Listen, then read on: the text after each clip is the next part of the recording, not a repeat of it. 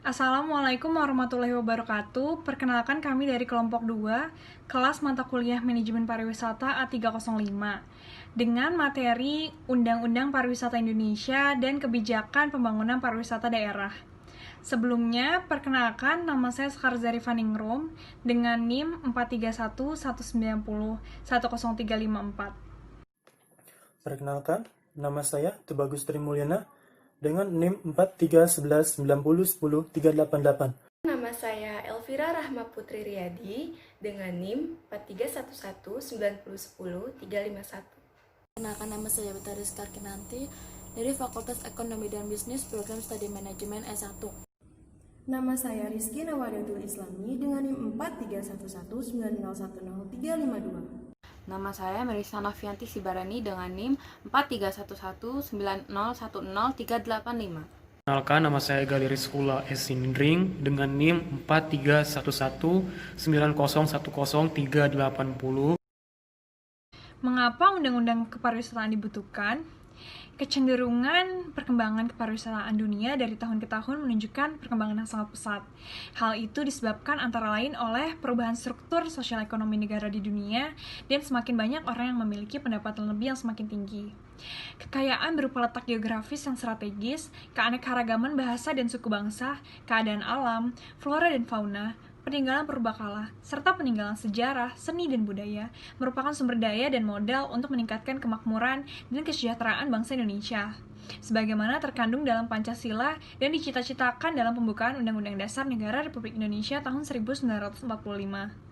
Sumber daya dan modal tersebut perlu dimanfaatkan secara optimal melalui penyelenggaraan kepariwisataan yang ditujukan untuk meningkatkan pendapatan nasional, memperluas dan memeratakan kesempatan berusaha dan lapangan kerja, mendorong pembangunan daerah, memperkenalkan dan mendayagunakan daya tarik wisata dan destinasi di Indonesia.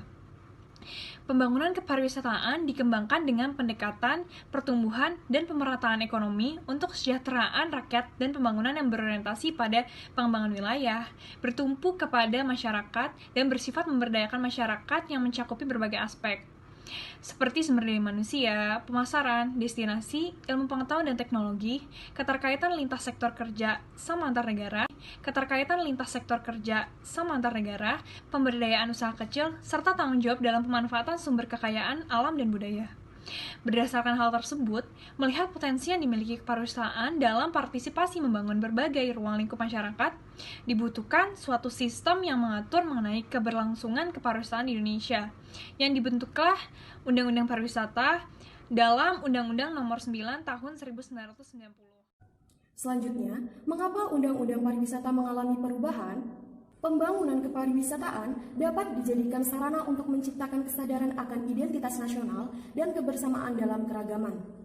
Pembangunan kepariwisataan dikembangkan dengan pendekatan pertumbuhan dan pemerataan ekonomi untuk kesejahteraan rakyat dan pembangunan yang berorientasi pada pengembangan wilayah, bertumpu kepada masyarakat, dan bersifat memberdayakan masyarakat yang mencakupi berbagai aspek, seperti sumber daya manusia, pemasaran, destinasi, ilmu pengetahuan dan teknologi, keterkaitan lintas sektor, kerjasama antar negara, pemberdayaan usaha kecil, serta tanggung jawab dalam pemanfaatan sumber kekayaan alam dan budaya. Dalam pelaksanaannya, pembangunan kepariwisataan sebagaimana diatur dalam Undang-Undang Nomor 9 Tahun 1990 tentang kepariwisataan masih menitik beratkan pada usaha pariwisata. Oleh karena itu, sebagai salah satu syarat untuk menciptakan iklim yang kondusif dalam pembangunan kepariwisataan yang bersifat menyeluruh dalam rangka menjawab tuntutan zaman akibat perubahan lingkungan strategis, baik eksternal maupun internal, perlu mengganti Undang-Undang Nomor 9 Tahun 1990 dengan undang-undang yang baru.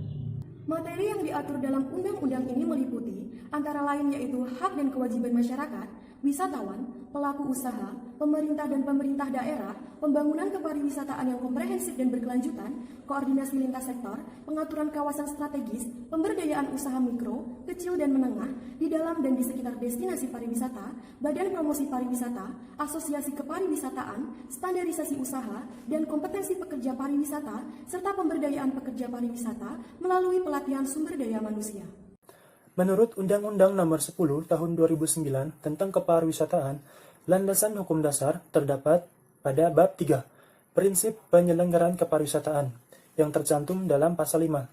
Dalam pasal 5 menyebutkan bahwa Kepariwisataan diselenggarakan dengan prinsip yang pertama, menjunjung tinggi norma agama dan nilai budaya sebagai pengejawantahan dari konsep hidup dalam keseimbangan hubungan antara manusia dan Tuhan yang Maha Esa, hubungan antara manusia dan sesama manusia, dan hubungan antara manusia dan lingkungan. Yang kedua, menjunjung tinggi hak asasi manusia, keragaman budaya, dan kearifan lokal. Yang ketiga, memberi manfaat untuk kesejahteraan rakyat, keadilan, kesetaraan, dan proporsionalitas. Yang keempat, memelihara kelestarian alam dan lingkungan hidup. Yang kelima, memberdayakan masyarakat setempat. Yang keenam, menjamin keterpaduan antara sektor, antar daerah, antara pusat dan daerah yang merupakan satu kesatuan sistematik dalam kerangka otonomi daerah, serta keterpaduan antar pemangku kepentingan. Yang ketujuh, mematuhi kode etik kepariwisataan dunia dan kesepakatan internasional dalam bidang pariwisata. Yang kedelapan, memperkukuh keutuhan negara Kesatuan Republik Indonesia. Kemudian, materi selanjutnya yang akan saya sampaikan adalah standar pelayanan wisata. Sudah saatnya standar pelayanan pariwisata ditetapkan oleh perusahaan jasa pariwisata. Perusahaan yang termasuk di dalamnya adalah travel agent, hotel, restoran, serta lingkungan suatu objek wisata. Memiliki standar pelayanan yang jelas sudah merupakan keharusan bagi travel agent sebagai pihak pelayanan utama sebelum wisatawan berkunjung ke daerah tujuan wisata. Pada umumnya, wisatawan ingin mengetahui secara detail daerah yang akan dikunjungi. Isu keamanan daerah yang akan dituju adalah sebuah pertanyaan yang paling sering dikemukakan oleh wisatawan, selain geografi, cuaca, penyakit menular, dan akomodasi. Tentang paket-paket tur yang tersedia, serta biaya yang dibutuhkan untuk berbelanja di daerah yang akan dikunjungi. Juga sering ditanyakan terhadap travel agent sebelum wisatawan berkunjung. Kemudian, beberapa standar pelayanan dasar yang penting dan harus diperhatikan oleh penyedia jasa adalah yang pertama, ketika sedang melayani wisatawan, sebaiknya tidak merokok atau mengkonsumsi makanan ringan meskipun hanya berupa permen karet. Yang kedua, melayani dengan sikap ramah sangat penting bagi penyedia jasa di bidang pariwisata. Yang ketiga, berpenampilan bersih, rapi, dan tertib ketika melayani wisatawan. Yang keempat, menjawab email atas pertanyaan wisatawan secepat mungkin dengan waktu paling lama 1x24 jam atau dalam kurun waktu 1 hari. Yang terakhir, mengantisipasi agar calon wisatawan tidak kecewa dengan mengangkat panggilan telepon masuk ke penyedia jasa sesegera mungkin. Akan lebih baik jika telepon masuk diangkat sebelum berakhir pada dering pertama dan menghindari panggilan telepon yang tidak terjawab hingga berkali-kali. Kemudian yang harus diperhatikan bagi penyedia jasa pariwisata di saat pandemi COVID-19 seperti ini adalah mengedepankan protokol kesehatan. Nah, itu untuk selalu menerapkan pola penggunaan masker, menjaga jarak, dan selalu mencuci tangan. Terlebih di objek wisata merupakan tempat berkerumunnya banyak orang, sehingga hal tersebut menjadi rawan akan terjadinya penyebaran COVID-19. Dalam Undang-Undang Nomor 10 Tahun 2009 sangat dijelaskan bagaimana sebuah pariwisata dibangun dari sebuah sistem pemerintahan yang terpusat yaitu nasional, kemudian dibarengi dengan pemerintahan daerah yaitu provinsi maupun kabupaten kota. Yang dimana UU Nomor 10 Tahun 2009 ini mengatur bagaimana kebijakan-kebijakan dan kewenangan dari pemerintah pusat maupun daerah dalam menjalankan sistem kepariwisataan yang ada di setiap wilayah mereka. Hal ini diperkuat lagi dengan pasal 5 yang telah teman saya jelaskan sebelumnya. Kemudian diperkuat lagi pada bab 8 yaitu tentang kewenangan pemerintah dan pemerintah daerah, yaitu pada pasal 29 dan pasal 30, di mana pasal 29 tersebut menjelaskan bagaimana peran pemerintah provinsi dalam wewenang mereka membangun pariwisata yang ada, di mana pemerintah provinsi berwenang terhadap menyusun dan menetapkan rencana induk pembangunan kepariwisataan provinsi, mengkoordinasikan penyelenggaraan kepariwisataan di wilayahnya, melaksanakan pendaftaran, pencatatan, dan pendataan pendaftaran usaha pariwisata, menetapkan destinasi pariwisata secara provinsi, menetapkan daya tarik wisata provinsi, memfasilitasi promosi destinasi, pariwisata dan produk pariwisata yang berada di wilayahnya, memelihara aset provinsi yang menjadi daya tarik wisata provinsi, dan mengalokasikan anggaran kepariwisataan. Kemudian setelah daerah tersebut atau setelah provinsi melaksanakan penyelenggaraan pemerintahannya, kemudian di pasal 30 dijelaskan lagi bagaimana peran suatu kabupaten kota dalam menjalankan perannya sebagai lembaga yang menjalankan kepariwisataan di daerah mereka, yaitu pemerintah kabupaten kota pada pasal 30 berwenang, yaitu menyusun dan menetapkan rencana induk pembangunan kepariwisataan kabupaten kota, menetapkan destinasi pariwisata kabupaten kota, menetapkan daya tarik wisata kabupaten kota, melaksanakan pendaftaran, pencatatan, dan pendaftaran usaha pariwisata, mengatur penyelenggaraan dan pengelolaan kepariwisataan di wilayahnya, memfasilitasi dan melakukan promosi destinasi pariwisata dan produk pariwisata yang berada di wilayahnya. Kemudian memfasilitasi pengembangan daya tarik wisata baru, menyelenggarakan pelatihan dan penelitian kepariwisataan dalam lingkup kabupaten kota, memelihara dan melestarikan daya tarik wisata yang berada di wilayahnya, menyelenggarakan bimbingan masyarakat sadar wisata, dan mengalokasikan anggaran kepariwisataan.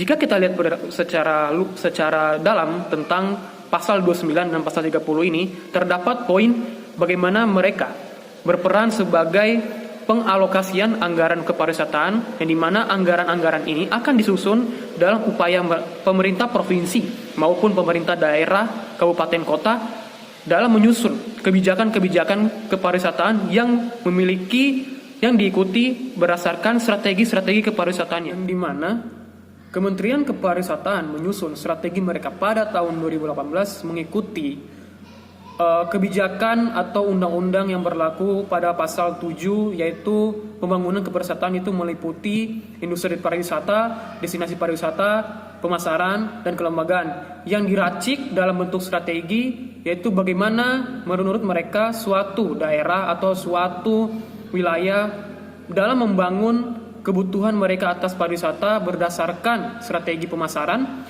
strategi destinasi, dan strategi industri kelembagaan. Di mana strategi pemasaran meliputi bagaimana cara suatu wisata membutuhkan branding, advertising, dan selling.